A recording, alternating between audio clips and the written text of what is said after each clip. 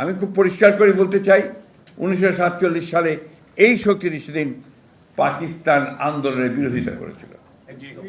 ওই শক্তি 1971 সালে বাংলাদেশের স্বাধীনতার বিরুদ্ধে করেছে। আজকে আবার ওই শক্তি ভোল পাল্টে চেহারা পাল্টে তারা কিন্তু এমন ভাব দেখাচ্ছে যে তারাই নতুন বাংলাদেশ করতে পারবে। আমরা কেন সারা বাংলাদেশের মানুষ একথা বিশ্বাস করতে পারে না। যে আমার জন্মকে অস্বীকার করেছে, যে আমার স্বাধীনতাকে অস্বীকার করেছে, তাকে বিশ্বাস করার কোনো কারণ থাকতে বলে আমি অন্তত মনে করি না। যারা শক্তি আজকে আবার মানুষকে বিভ্রান্ত করছে সেই ধর্মের নামেই। 1971 সালেও কিন্তু সেই ধর্মের নামেই বিভ্রান্ত করতে চেয়েছিল। অথচ এই শক্তিটি 1947 সালে যখন এই দেশের মুসলমানরা তাদের যে সেলফ ডিটারমিনেশন, নিজেদের জেগে ওঠার একটা নিজেদের নিয়ন্ত্রণ করবার যে ক্ষমতা শক্তি, সেটার জন্য যখন লড়াই করেছিল 47 সালে স্বাধীনতার জন্য সংগ্রাম করেছিল, তখন এই শক্তি কিন্তু সেটি আবার তারও বিরোধিতা করেছিল। এটা কিন্তু অনেকেই আমরা ভুলে যাই। সেই শক্তিকে আজকে সেই দিনই পরাজিত হতে হয়েছিল মাত্র 2 দিন পরে। আমরা সবাই জানি তার 2 দিন পরেই পাক হানাদার বাহিনীকে আত্মসমর্পণ করতে হয়েছে। অর্থাৎ আমি যে কথা বলতে চাচ্ছি, এইভাবে ষড়যন্ত্র করে চক্রান্ত করে কোনোদিনই সাফল্য অর্জন করা যায় না। সাফল্য অর্জন করে দাঁড়ায় যারা সত্যের পথে থাকে, সঠিক পথে থাকে, লড়াই করে সংগ্রাম করে তাদের সাফল্যের দিকে যেতে পারে।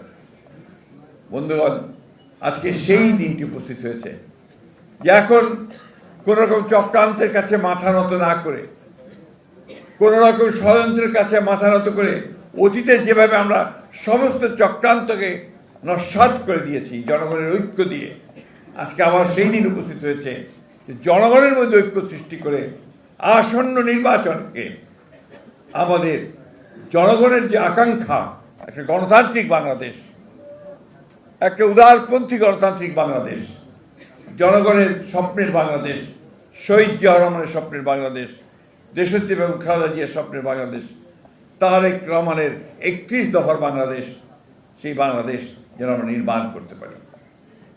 সেই জন্য আজকে এই দিনটি আমাদের কাছে অত্যন্ত গুরুত্বপূর্ণ দিন। যখন আমরা একটা ট্রানজিশনাল পিরিয়ডে, একটা উত্তরণের পথে আমরা এগিয়ে চলেছি, অর্থাৎ একটা ছাত্র গণ অভ্যুত্থানের পরে যে সুযোগ সৃষ্টি হয়েছে গণতন্ত্রের উত্তরণের, সেই পথে আমরা এগিয়ে চলেছি।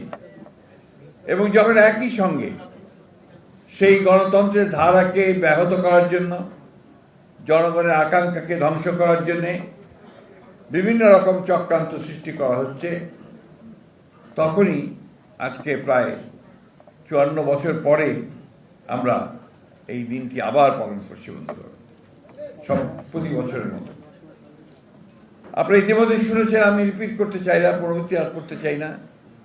সেই 1971 সালের 14ই ডিসেম্বর পাক হানাদার বাহিনী, তাদের সঙ্গে তাদের পাকিস্তানের পক্ষে যারা আদর্শগতভাবে ছিল এবং যারা এই দেশের সকল মেধাবী, বুদ্ধিজীবী, সাহিত্যিক, কবি,